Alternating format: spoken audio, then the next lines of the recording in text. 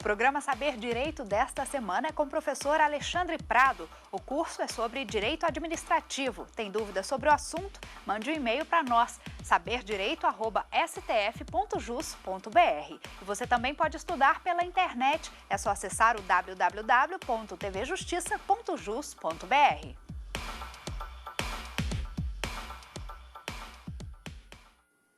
Olá, meu nome é Alexandre Prado, professor de Direito Administrativo, de curso preparatório para concurso e exame da Ordem dos Advogados do Brasil. Estamos aqui para falar sobre o tema improbidade administrativa e agentes públicos. Ao longo da semana, nós viemos falando sobre cada um dos tópicos da Lei de Improbidade Administrativa, bem como falamos também sobre agentes públicos. Vamos aproveitar e fazer uma revisão geral sobre esses temas, elencando e abordando principalmente a legislação que fala sobre improbidade administrativa. Vamos lá? Quando se fala em improbidade administrativa, se tem logo na cabeça a menção de que ocorreu algum tipo de corrupção, ocorreu alguma situação imoral. É isso mesmo. A improbidade, no sentido lato sensu, ou no sentido amplo, tem-se a conotação de corrupção, de conduta desonesta, conduta imoral. Ao falarmos sobre a improbidade administrativa, encontramos fundamento constitucional no artigo 37, parágrafo 4º, que determina que os atos de improbidade administrativa importará a suspensão dos direitos políticos, perda da função pública, indisponibilidade dos bens, ressarcimento ao erário na forma e gradação previstas em lei, sem prejuízo da ação penal cabível. A Lei 8429 de 92, a chamada LIA, Lei de Improbidade Administrativa, foi promulgada em 2 de junho de 1992, no governo do Fernando Collor de Mello. Tal lei traz disposições sobre os atos de improbidade administrativa, bem como medidas cautelares, assim como o funcionamento e desenvolvimento da ação civil pública específica por ato de improbidade administrativa. São sujeitos ativos do ato de improbidade administrativa os agentes públicos, compreendido na doutrina e na jurisprudência como todos aqueles que ocupem cargos, empregos e funções públicas, em caráter permanente ou transitório, com ou sem remuneração. O particular pode incorrer também como sujeito ativo indireto do ato de improbidade administrativa. Basta que, para isso, ele induza o agente público, concorra com o agente público ou se beneficie de qualquer forma dos atos praticados pelo agente público que se relacionem com improbidade administrativa.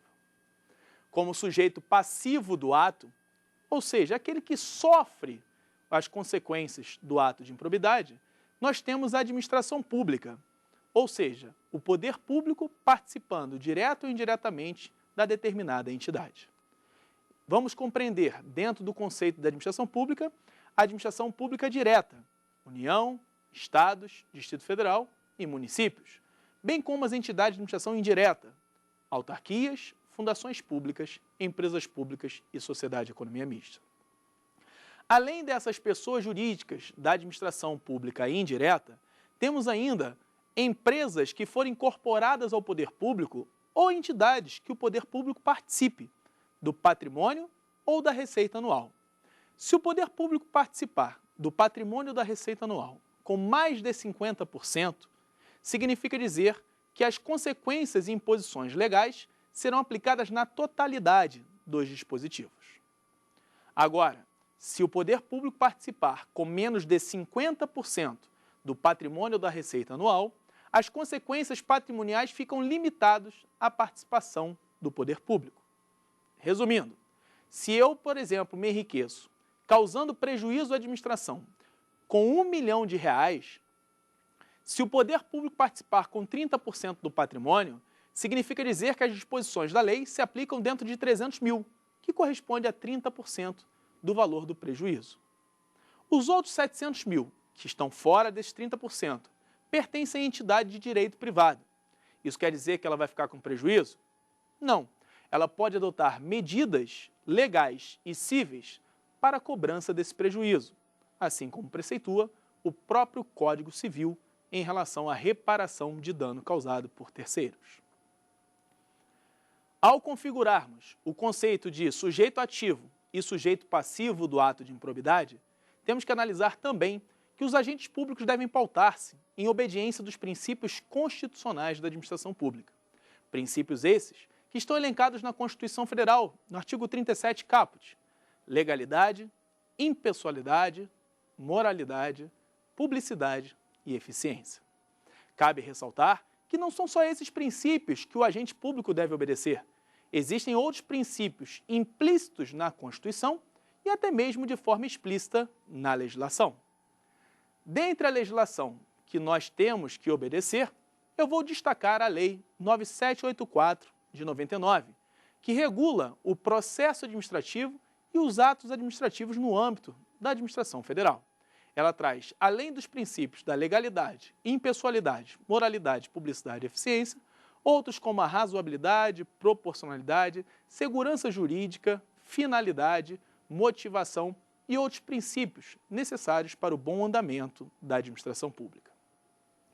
Caso o agente público desobedeça tais princípios da administração, sejam expressos na Constituição, seja expresso na própria legislação, pode incorrer em ato de improbidade administrativa. Dependendo da situação, se ele desobedece os princípios para praticar enriquecimento ilícito, ele estará desobedecendo o dispositivo no artigo 9º da Lei de Improbidade Administrativa. Se ele praticar o ato de improbidade em decorrência de prejuízo ao erário, está elencado no artigo 10 da Lei 8429 de 92. Se o agente público desobedecer os princípios, mas não se enriquecer, nem causar prejuízo à administração pública, ele estará incorrendo em atos que atentem contra os princípios da administração pública. Então, quantas modalidades nós temos de improbidade administrativa? Previsto na Lei 8429 de 92. 3. Quais são? Enriquecimento ilícito, prejuízo ao erário e atos que atentem contra os princípios da administração pública. Cabe ressaltar que todas as três modalidades se dão de forma dolosa. Esse dolo exigido é um dolo genérico, mas eu tenho que ter o elemento subjetivo de má-fé, de querer me enriquecer, de querer prejudicar a administração, ou ainda que eu não me enriqueça nem prejudique a administração, de eu desobedecer os mandamentos e os deveres previstos na lei de improbidade, como, por exemplo, dever de probidade, dever de dar publicidade aos atos oficiais, dever de prestar contas quando eu tenho que fazê-lo. São situações e hipóteses que eu não me enriqueço, nem causo prejuízo à administração, mas configura-se como ato de improbidade administrativa. A partir do momento em que eu determinei quais são os atos de improbidade administrativa, quem é o sujeito ativo, quem é o sujeito passivo do ato de improbidade administrativa, tenho que ressaltar quais são as medidas que podem ser adotadas para poder evitar, ou uma vez que tenha ocorrido o ato de improbidade, qual medida e o procedimento a ser adotado. A autoridade administrativa deve representar ao Ministério Público para que o mesmo represente, para que o mesmo requeira ao juiz a declaração da indisponibilidade dos bens. Essa indisponibilidade é uma medida acautelatória que vai ser decretada pelo juiz por requerimento do Ministério Público em virtude de uma representação da autoridade administrativa. A partir do momento que a legislação, no artigo 7º, determina que a autoridade administrativa representará o Ministério Público para que o mesmo requeira ao juiz a decretação da indisponibilidade, tem por um único objetivo reaver aquilo que saiu do patrimônio do poder público. Além da medida de indisponibilidade dos bens, podemos ter ainda, nos termos da Lei de Improbidade Administrativa, o sequestro e a perda dos bens e valores acrescidos ao patrimônio. Qual a diferença entre essas medidas? Bom, a indisponibilidade dos bens é uma medida cautelar que mantém a titularidade da propriedade, bem como a posse, mas retira a possibilidade de alienação do bem. Quando se fala em sequestro, eu mantenho a titularidade, só que o agente perde a posse do bem. Já em relação ao perdimento, diferentemente da indisponibilidade e do sequestro, é uma punição, tem um caráter punitivo. O sequestro e a indisponibilidade são medidas cautelares. A perda dos bens e valores é um caráter sancionatório e punitivo. O que acontece nesse caráter sancionatório e punitivo? Ocorre a perda da titularidade, bem como a perda da posse daquele bem. A partir desse momento, eu estou falando de medidas cautelares e sanções aplicadas nos termos da lei de improbidade administrativa. A autoridade administrativa deve, além de representar o Ministério Público quando for o caso, a indisponibilidade, também deve comunicar o fato da ocorrência de improbidade ao Ministério Público e ao Tribunal de Contas. Observe que não é alternativo, é inclusivo. Ele tem que comunicar ao Ministério Público e ao Tribunal de Contas. A partir do momento que o Ministério Público toma consciência e ciência da ocorrência de um ato de improbidade, ele pode adotar algumas medidas. Dentre elas, representar para que a autoridade administrativa instaure o inquérito administrativo, ou ainda, se achar necessário, a autoridade policial instaure o inquérito policial. A administração pública não precisa aguardar a determinação do Ministério Público. Ela mesma pode, em razão do princípio da autotutela, verificando e constatando, instaurar de ofício o processo disciplinar. O Ministério Público, além de poder determinar a instauração do inquérito policial e do inquérito administrativo, ele pode instaurar por si só o inquérito civil. O inquérito civil que ele mesmo vai presidir para conseguir arrumar provas que fomente, ou melhor, que corroborem a ação de improbidade administrativa. Uma vez adotada alguma medida cautelar, o Ministério Público pode propor a ação principal dentro de 30 dias dessa medida cautelar adotada. Eu disse o Ministério Público pode, no sentido de que a pessoa jurídica interessada também pode. Situação e hipótese que eu poderia ter até um litisconsórcio ativo da ação de improbidade. Mas esse litisconsórcio ativo é facultativo e não obrigatório. Ou seja, o Ministério Público sempre participará da ação civil de improbidade administrativa, seja como autor da ação, seja como fiscal da lei, ou seja, custos legis. Uma vez que o Ministério Público propõe a ação de improbidade, ele vai narrar os fatos do ocorrido e do acontecido, permitindo ao magistrado analisar a situação concreta para aplicar as sanções. Essas sanções estão previstas no próprio dispositivo constitucional do artigo 37, parágrafo 4º, bem como no dispositivo da Lei de Improbidade Administrativa. Quais são essas sanções? Suspensão dos direitos políticos, perda da função pública, indisponibilidade dos bens, ressarcimento erário na forma e gradação previstas em lei, sem prejuízo da ação penal cabível. Pela própria disposição constitucional, dá a entender que a ação de improbidade não tem o cunho criminal, porque se ocorrer a prática de crime, vai ter a ação penal cabível. Isso quer dizer que a ação de improbidade ela é de cunho político, administrativo, civil, mas não de cunho criminal. O ato de improbidade administrativa pode ser constituído como crime. A ação de improbidade administrativa, não. Então, existe diferença da natureza jurídica do ato de improbidade administrativa para a natureza jurídica da ação de improbidade administrativa. Então, não vamos confundir ato de improbidade com ação de improbidade administrativa. É possível ocorrer o litisconsórcio passivo dentro de uma ação de improbidade administrativa? A resposta que se impõe é que sim, pode ocorrer.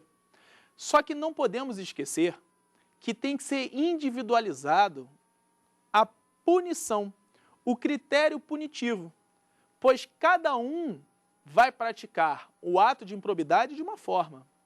Os dois não estão com a mesma intenção no momento da prática do ato.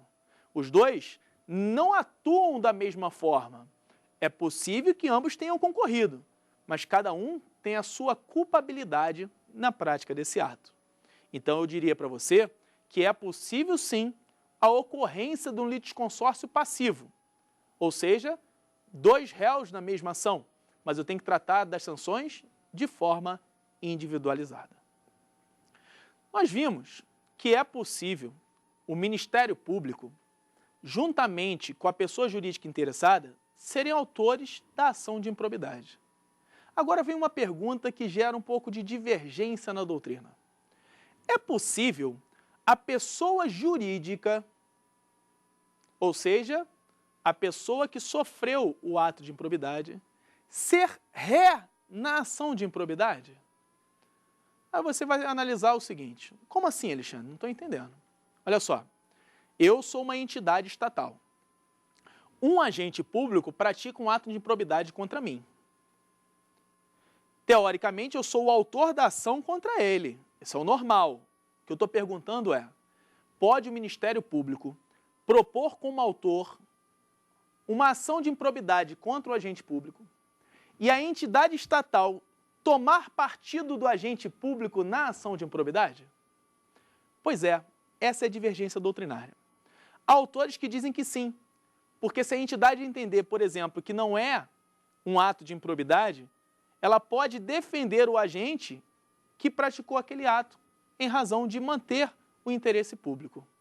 Há outros autores que dizem que só seria possível se a entidade fosse requerer a nulidade do ato. E há outros ainda que dizem que seria impossível tal disposição.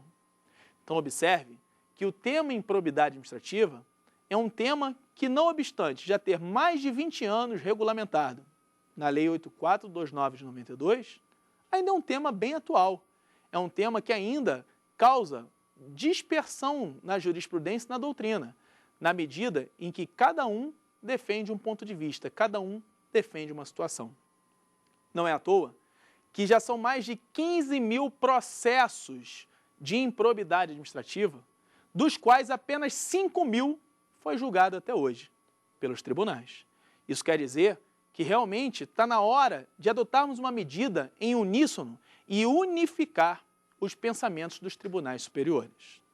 Por isso que o CNJ, através da Meta 18, tem por objetivo fazer o julgamento das ações de improbidade que forem distribuídas ou que foram distribuídas até 31 de dezembro de 2011, devem ser julgadas até 31 de dezembro de 2013.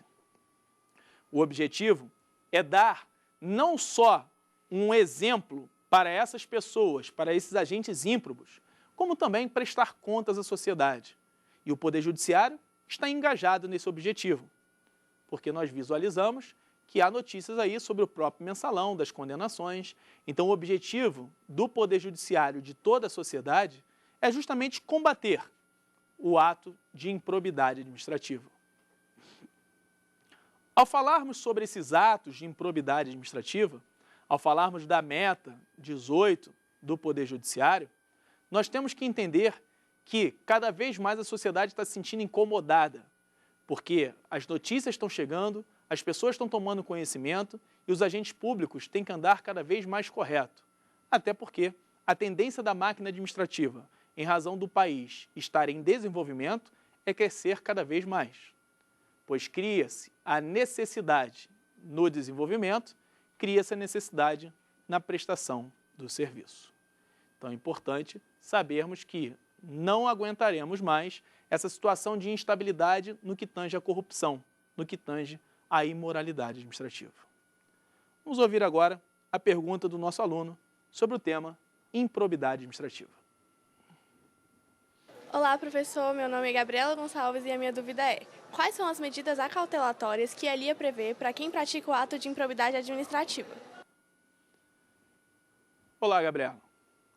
As medidas acautelatórias ou medidas cautelares que estão previstas na Lei de Improbidade Administrativa são a indisponibilidade dos bens e o sequestro, que alguns autores até discutem sobre a natureza jurídica, que seria mais correto afirmar que seria o arresto. Entretanto, nós vamos adotar a medida que está prevista na Lei de Improbidade Administrativa. Cabe ressaltar ainda que essa ação de improbidade administrativa ela vai ser proposta no juízo cível com rito próprio previsto na própria Lei de Improbidade Administrativa. Qual o prazo para se propor a ação de improbidade administrativa? A administração pública tem o prazo previsto no artigo 23 da Lei de Improbidade Administrativa, Lei 8429. O prazo é bem tranquilo de você entender. Está previsto da seguinte forma: se for situação de ocupante de cargo efetivo, se aplica o prazo para a mesma pena de demissão do ocupante de cargo efetivo. Exemplo, na Lei 8.112 de 1990, é o Estatuto dos Servidores Públicos Federais, está previsto que a pena de demissão deve ser aplicada dentro de 5 anos. Então, qual o prazo para eu promover a ação de improbidade contra servidor público federal? 5 anos. Quando se fala de ocupante de cargo e de mandato eletivo, quando se fala de cargo em comissão, por eleição em mandato, como, por exemplo, agência reguladora, são cargos em comissão dos diretores que têm um mandato por prazo determinado. O prazo é de 5 anos após o término do mandato. Tranquilo, Alexandre. Se eu tenho um mandato de 4 anos, então no final do término dos 4 anos eu ainda tenho mais 5 para promover a ação de improbidade. Perfeito. A ressalva que eu trago em relação a esse prazo é quanto às ações de ressarcimento ao erário. Muito se discute e há divergência na doutrina sobre isso, justamente porque alguns dizem que a ação de responsabilidade no que tange ao ressarcimento ao erário, ela é imprescritível nos termos do artigo 37, parágrafo 5º da Constituição Federal. Há outros autores que dizem que, por não haver regulamentação específica, se aplica a regra do prazo quinquenal de 5 anos. Outros autores ainda dizem que essa ação prescreveria dentro do prazo de 10 anos, seria um caso de prescrição decenal, de acordo com o Código Civil de 2002. Vamos ficar com a teoria e o posicionamento do STJ, Superior Tribunal de Justiça, que diz que as ações de reposição ao erário são imprescritíveis. Na mesma linha de pensamento está o posicionamento do Supremo Tribunal Federal, ou seja, do STF. A partir do momento que nós sabemos que o ato de improbidade administrativa tem uma determinada natureza e que a ação de improbidade administrativa tem outra natureza diferente do ato, quer dizer que o ato de improbidade pode se configurar como crime, mas a ação de improbidade nunca vai ter natureza criminal. Por falar em crime, só há um único crime previsto na Lei de Improbidade Administrativa. Ele está lá no artigo 19 e determina o seguinte, que pratica crime previsto na Lei de Improbidade Administrativa aquela pessoa, não é cidadão, é qualquer pessoa, que representa contra agente público que sabe ser inocente. Então, a pessoa não precisa ser cidadão, vai representar contra o agente público, mas sabe que ele é inocente. Por isso que essa representação tem que ser reduzida a termo se feito oralmente, ou, se por escrito, tem que ser identificada a pessoa que faz a representação. Porque se mais tarde descobrir que ela fez isso de propósito, no intuito de prejudicar o agente público, simplesmente ela vai responder nos termos da lei. O único crime que está previsto na Lei de Improbidade Administrativa não é para o agente público que pratica o ato de improbidade, mas sim para aquela pessoa que vai representar contra o agente público que sabe ser inocente. A partir do momento em que eu vou promover a ação de improbidade administrativa, que corre no juízo civil, que tem natureza de ação civil específica, portanto, trata-se de interesse coletivo. O posicionamento do STJ diz que a ação de improbidade administrativa é uma ação civil pública de natureza coletiva. Isso quer dizer que um cidadão não tem legitimidade para propor a ação de improbidade administrativa. Mas esse cidadão poderá propor uma outra ação. É a ação popular, em que ele pode verificar que, havendo prejuízo do patrimônio público, ele pode muito bem adotar medidas através da ação popular para reaver esse dinheiro para os cofres públicos, a fim de evitar algum tipo de prejuízo para a administração. Então, os únicos legitimados que podem propor a ação de improbidade nos termos da lei é a própria pessoa jurídica lesada desse ato de improbidade e o Ministério Público. O cidadão não. A autoridade administrativa, muito provavelmente, é a primeira a saber da ocorrência do ato de improbidade. Quais são as medidas que essa autoridade administrativa pode adotar a fim de evitar a prática de ato de improbidade ou ainda, uma vez descoberta essa situação em que ocorreu a improbidade, o que ela deve fazer? A administração pública obedece o princípio da autotutela. O que é o princípio da autotutela? Ela mesma fiscaliza seus próprios atos. Quando constatada alguma ilegalidade, ela deve anular. Quando constatado o ato legal, porém inconveniente, ela pode revogar. Uma vez que a administração pública pode revogar e anular seus próprios atos, estamos diante do controle administrativo. Esse controle administrativo, feito pelos seus próprios atos, é chamado de autotutela. O Poder Judiciário e o Poder Legislativo também fiscalizam os atos da administração pública.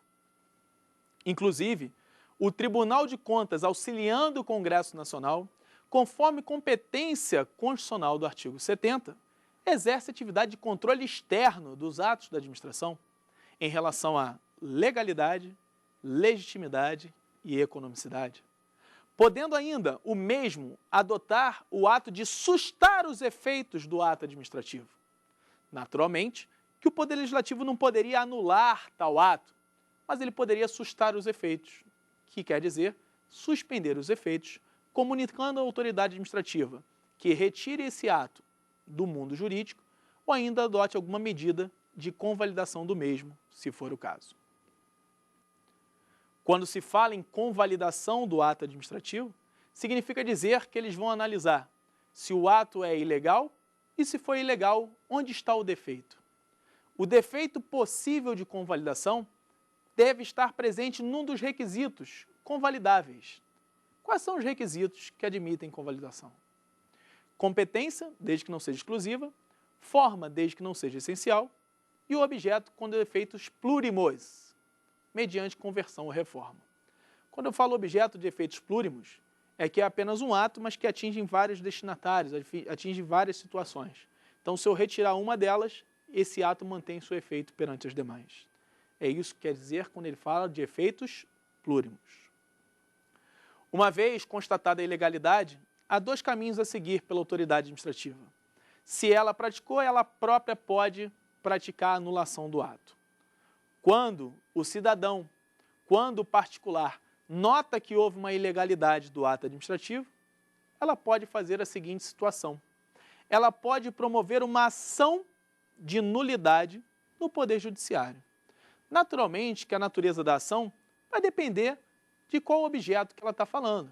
Ela pode promover uma ação popular, pode promover uma ação ordinária com pedido de liminar, ela pode promover um mandado de segurança.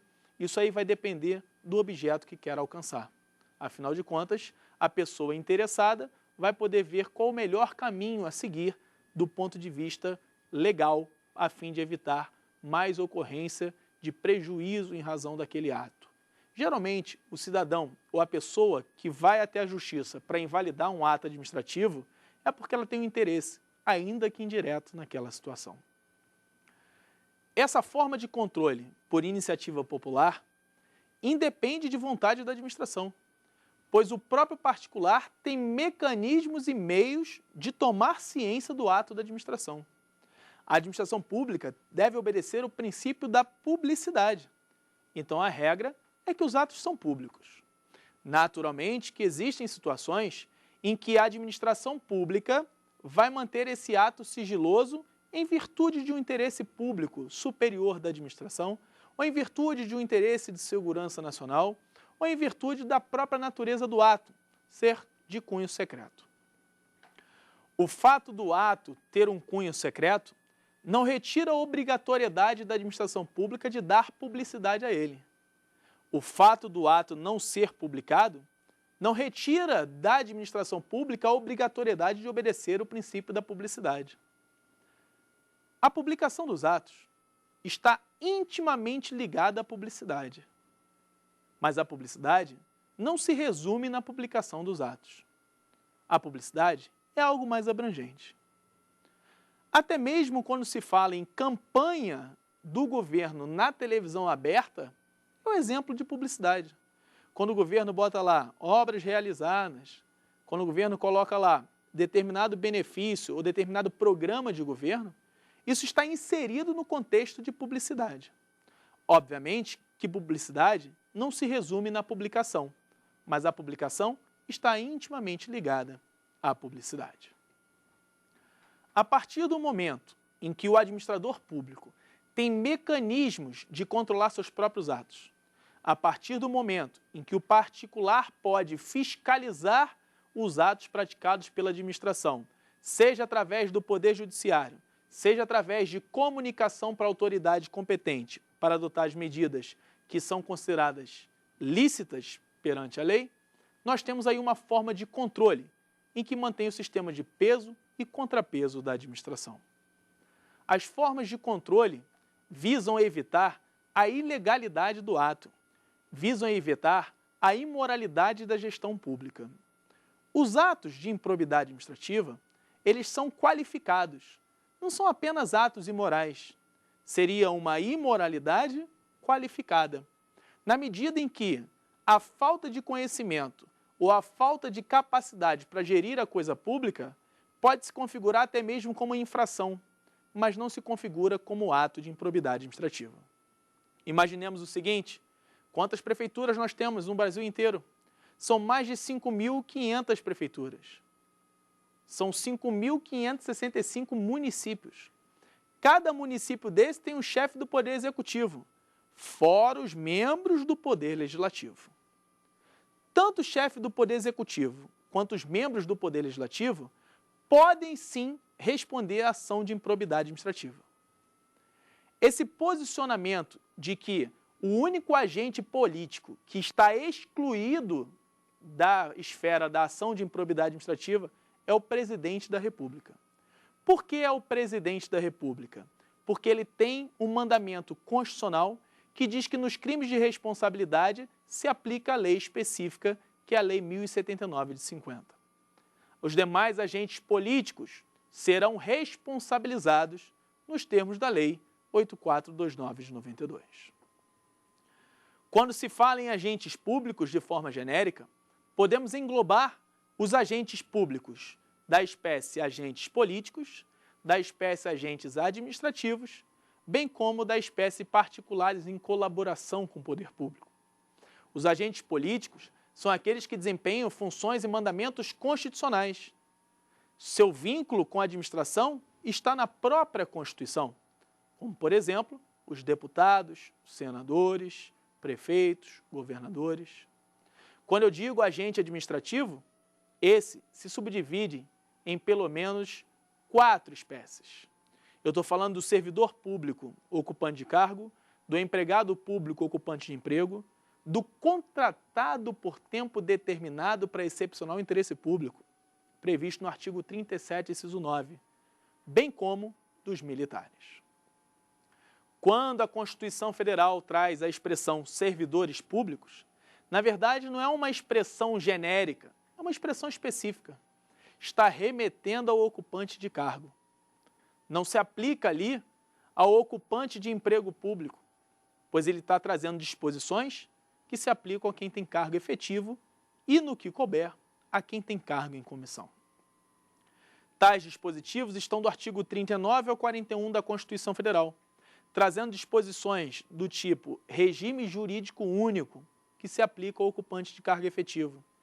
Estabilidade, que é justamente o que distingue o servidor do ocupante de emprego. Temos ainda a seguinte situação: as regras de aposentadoria. Regras de aposentadoria que sofreram modificações através das emendas constitucionais número 20 de 98, 41 de 2003, 47 de 2005, que trouxeram modificações no regime de aposentadoria. Tais servidores públicos, ocupantes de cargos efetivos, se aplicam também às disposições da LIA, que é justamente a Lei de Improbidade Administrativa. Essa famosa LIA que o governo, que o Poder Judiciário e o Poder Legislativo tanto se preocupam, é que dá fundamento para a aprovação da Lei da Ficha Limpa. Então, a Ficha Limpa está embasada na Lei de Improbidade. E a preocupação de conduta ética e moral está cada vez maior, tanto na sociedade quanto nos órgãos governamentais. Chegou a hora dos órgãos do poder executivo, legislativo e judiciário trazer para si a responsabilidade, fiscalizar e fazer cumprir o que está determinado nessa lei. Se não for cumprido, adota-se as medidas que estão previstas na Lei de Improbidade Administrativa, através da ação de improbidade administrativa. Vamos ouvir a pergunta no que se refere a esse tema, ação de improbidade administrativa. Vamos lá? Olá, professor. Meu nome é Maurício Real. Eu gostaria de saber qual a natureza da ação de improbidade administrativa. Olá, Maurício. É justamente sobre isso que estávamos falando. A natureza da ação de improbidade administrativa, ela é uma natureza de cunho cível, ação civil pública do microsistema de interesse coletivo e difuso. Então, nós temos uma natureza bem específica da Lei de Improbidade Administrativa. Não confunda a natureza jurídica da ação de improbidade com a natureza jurídica do ato de improbidade administrativa. São situações bem diferentes. O ato de improbidade, no conceito amplo, abrange inclusive os crimes. São mais de 45 mil ações envolvendo corrupção e atos de improbidade administrativa. Agora, no que se refere à ação de improbidade administrativa, nós temos a metade disso. Aproximadamente 15 mil ações distribuídas desde a promulgação da lei em 92, das quais apenas 5 mil já estão julgadas. Por isso a preocupação do CNJ. Atualmente, o Conselho Nacional de Justiça, o CNJ, oferece em seu sítio eletrônico as disposições e o contador do número de ações envolvendo improbidade administrativa e corrupção, bem como oferece a possibilidade de você se certificar e imprimir a certidão das pessoas que já foram condenadas por improbidade administrativa. Então, quando você acessa lá o sítio eletrônico do CNJ, tem um bannerzinho indicando o número de ações distribuídas por corrupção e improbidade. E também tem a possibilidade de você verificar se tem algum apontamento para determinada pessoa por condenação de improbidade administrativa. Tais medidas estão sendo adotadas cada vez mais em virtude de oferecer o domínio, em virtude de oferecer informação a toda a população. O governo está se utilizando de meios digitais, de meios tecnológicos, para poder não só o governo tomar conta, como as pessoas também tomarem conta do que está acontecendo no âmbito da administração. Por isso que é possível emitir certidões e saber quem é devedor, por exemplo, no que tange à parte trabalhista. Então, existe também a certidão emitida pela Justiça do Trabalho. Quais são as consequências da emissão dessas certidões? É simples. Quem tiver o nome negativado por ação de improbidade administrativa ou de dívida trabalhista, por exemplo, não pode participar de processo licitatório. Não pode investir-se em cargo público. Isso traz uma série de consequências para a vida da pessoa. Eu diria para você que é uma espécie de cerceamento de crédito público. Assim como nós temos cerceamento de crédito privado, em que bota seu nome em instituições de restrição de crédito na iniciativa privada, o governo está adotando medidas para que todos tomem conhecimento de que aquela pessoa é devedora, de que aquela pessoa não é uma pessoa que vai contratar com você de boa fé. Ela foge do princípio da boa fé, objetiva e subjetiva. Por isso que está transparecendo através da certidão. Então, qualquer pessoa pode fazer a consulta do seu próprio nome através da impressão da certidão ou através dessa certificação digital dos sítios eletrônicos, ou seja, dos sites governamentais. E o próprio governo está impondo restrições a essas pessoas que estão com o nome nessas certidões negativadas. Trata-se, portanto, da administração controlando, da administração fiscalizando, preventivamente, concomitantemente e repressivamente os atos de improbidade administrativa, os atos que não ocorrem e decorrem da boa-fé, os atos que desobedecem os princípios constitucionais e legais da administração. Qual o objetivo disso tudo? Fazer com que a administração pública consiga manter a boa administração. E para se manter a boa administração, é necessário que eu, agente público, é necessário que a população tenha confiança nas instituições, é necessário que a administração pública passe essa confiança. E não tem outro jeito, não tem outro meio de eu passar essa confiança a não ser cortar na própria carne, a não ser extirpar o agente público de má fé. Tirar da administração o agente público que causa danos à administração, o agente público que não tem boa fé no trato da coisa pública. Isso sim é um Estado democrático de direito. Isso sim representa a vontade da República Federativa do Brasil.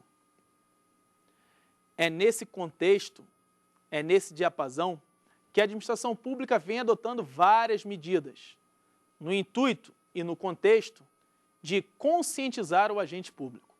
A administração tem investido cada vez mais no agente público. Cada vez mais o agente público tem que fazer curso, tem que fazer atualização, senão ele não vai sofrer a promoção. O artigo 39, parágrafo 2º da Constituição Federal, condiciona a promoção do agente público a praticar cursos nas escolas de governo. Se ele não obtiver o número X de treinamento, ele não vai progredir dentro da sua escala promocional para a etapa seguinte, para a classe seguinte, para o padrão remuneratório seguinte. Isso é ruim para ele. Se o servidor público não vai se submeter a treinamento, significa dizer que ele não vai sofrer a promoção. E se ele não vai progredir na carreira, significa dizer que ele vai ganhar menos. Significa dizer que a possibilidade dele exercer alguma outra função mais importante que aquela não vai ser dada a ele. Então vai exigir dele esse treinamento. Não podemos esquecer que a Emenda Constitucional 19 de 98 traz por obrigatoriedade aperfeiçoamento do servidor. E que este servidor pode vir a perder o cargo mesmo na condição de servidor estável. Mesmo que ele esteja há mais de 3 anos na administração pública. Mesmo que ele tenha a condição de servidor estável, ele vai poder perder o cargo. Quais são as hipóteses que ele pode vir a perder o cargo em razão de ser um servidor público estável? Sentença judicial transitada em julgado, processo administrativo em que lhe assegure a ampla defesa e procedimento de avaliação periódica de desempenho na forma da lei complementar assegurada a ampla defesa. A estabilidade que se tinha em mente do agente público do passado, na época em que a administração pública tinha uma noção burocrática, acabou. A partir da Emenda Constitucional 19 de 98, o servidor público ele tem que ter uma noção gerencial da administração. Qual a diferença dessa noção burocrática para a noção gerencial? A noção burocrática visualizava meios, processos. Já a administração pública gerencial visualiza resultado. O que interessa para a administração é alcançar o resultado da melhor forma possível, da forma mais econômica, da forma que é menos custosa para a administração e atinge melhor o resultado. Então, nós temos uma situação em que o agente público tem que se enquadrar, não só obedecer aos princípios constitucionais, mas ter uma noção de moralidade administrativa no sentido amplo da palavra. Ter uma noção de ética no sentido mais amplo e conceitual que se pode ter. A definição que nós temos de ética, ela é muito imprecisa do ponto de vista de definir condutas. É uma definição aberta, até porque os conceitos jurídicos, eles só são dados para aquela situação específica. Não cabe à lei trazer definição de princípios ou de conceitos. Isso fica para a doutrina, fica para a jurisprudência. E é sobre esse aspecto de legalidade, de impessoalidade, de moralidade, publicidade e eficiência, que são os princípios básicos da administração pública no texto constitucional, é que devem ser norteadas as condutas do agente público. O agente público deve pautar-se numa moralidade que não é a comum, não é aquela moralidade de toda e qualquer pessoa, é a moralidade administrativa. E isso vai variar de órgão para órgão, de cargo para cargo, de poder para poder. Por isso que tem que se ajustar à condição de cada um.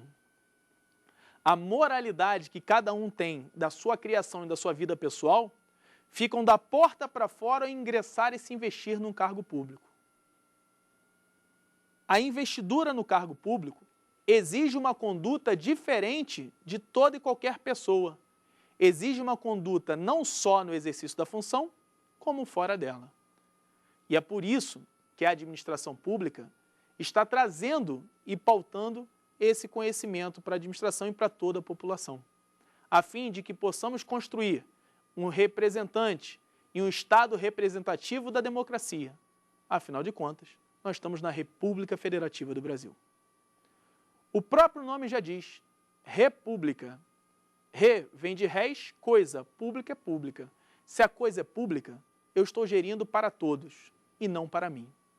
Então, esse é o objetivo da administração, de evitar a ocorrência do ato ímprobo, de evitar a ocorrência de um ato de má-fé, seja de forma dolosa ou culposa, é através de sanções. E por isso que cada vez tem se buscado as sanções mais rígidas, a fim de que a pessoa possa muito bem ter uma noção do que é certo, do que é errado, do que é ético, do que é não ético, a fim de que possa combater a corrupção e a fim de que possa dar uma resposta à sociedade.